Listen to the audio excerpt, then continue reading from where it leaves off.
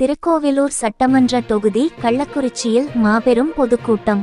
கள்ளக்குறிச்சி மாவட்டம் திருக்கோவிலூர் சட்டமன்ற தொகுதி மாபெரும் பொதுக்கூட்டம் மாலை 6 மணி அளவில் பஸ் நிலையம் அருகில் பொதுக்கூட்டம். பாராளுமன்ற தேர்தலில் தேசிய ஜனநாயக கூட்டணி வாக்களித்த பெருமக்களுக்கு நன்றி தெரிவித்தல். மாநில செயற்குழு கூட்டத்தில் நிறைவேற்றப்பட்ட தீர்மானங்களை 2024 2025க்கான மத்திய பட்ஜெட் விளக்கத்தை மக்களுக்கு எடுத்துச் சொல்லும் பொதுக்கூட்டத்திற்கு மாவட்ட சுற்றுச்சூழல் பிரிவு தலைவர் வழக்கறிஞர் என். ராதாகிருஷ்ணன் உரையாற்றினார். ஏற்பாட்டில் மாவட்ட தலைவர் VATK கலிவரதன் தலைமையில் நகர தலைவர் பத்ரி நாராயணன் முன்னிலையில் இன்று நடைபெற்றது மற்றும் வசந்த் வழக்கறிஞர். இதில் பாஜக நிர்வாகிகள் மற்றும் தொண்டர்கள் கலந்து கொண்டார்கள். கள்ளக்குறிச்சி மாவட்ட செய்தியாளர் V. ஜெயசங்கர் அறிக்கை. மேற்சொன்ன நிதி அறிக்கையில் எந்த இடத்திலும் தமிழகம் தவிர்த்து என்ற சொல் இல்லை.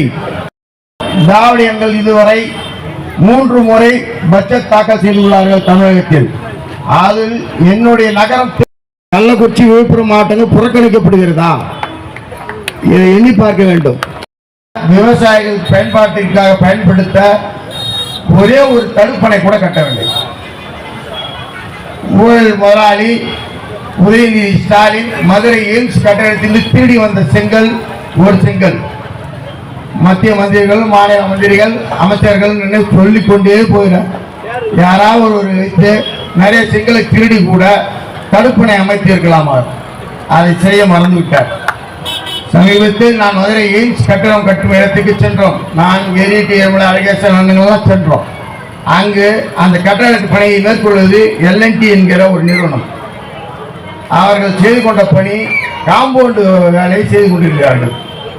ஏன்பா உள்ள வேலை நடக்கிறோம், கட்டடம் கட்டணும், அதுக்குள்ள ஏன்பா காம்பவுண்டு போறீங்கன்னா, இல்லை இங்கே செங்கல் தடம் கம்பி தடம்லாம் அதிகம் அப்புறம் அது எட்டு வரலாம் உயரெல்லாம் கொடுக்குறோம். அதுக்கப்புறம் தான் காம்பவுண்டு போட்டு அதுக்கப்புறம் வீட்டு வேலையை ஆரம்பிக்கிறோம். உடன் பிறவா சகோதரர் இறந்த ஆம்சாங் அண்ணன் சொன்னது போல அனைத்து கோயில்களுக்கும் அர்ச்சகரை இருப்பதை விட அதிகாரம் பெற்று நாம் மேல் வர வேண்டும் என்று தாழ்த்தப்பட்ட மக்களுக்கும் சிறுபான்மை மக்களும் குரல் கொடுத்தார்.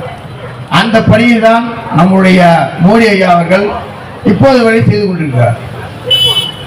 இப்பயும் அண்ணன் எல்முருகனுக்கு பதவி கொடுத்திருக்கார். அவர் மக்களால் தேர்ந்தெடுக்கப்பட்ட கட்சியுடைய தியாகங்கள் என்ன ஏதுன்றதை எடுத்து சொல்லணும். இந்த நிலம் நீடிச்சுட்டே இருந்ததுன்னா திராவிடர்களுடைய ஒரு மாநிலத்தின் மேல கூட நம்ம ஆட்சி கலப்பு நடத்தல.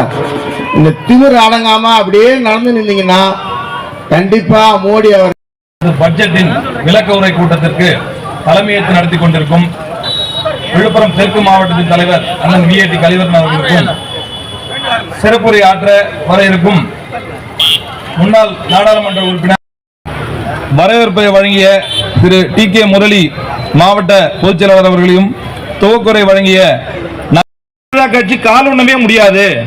தமிழ்நாட்டில் பாஜக எங்க இருக்குது? நோட்டாவுக்கு கீழே இருக்குது அப்படின்ற ஒரு கேலி கிண்ட 16 ஆண்டுகள் நேரு மட்டும்தான் ஆட்சியில் இருந்தாரு. ஆனா அதுக்கப்புறம் யாருமே தொடர்ந்து 3 முறை யாருமே கிடையாது. இன்னைக்கு நம்ம பாரத பிரதமர் நரேந்திர மோடி அவர்கள் தலைமையில 3வது முறையாக ஆட்சி பெற்றிருக்கிறோம். 3வது முறை மட்டும்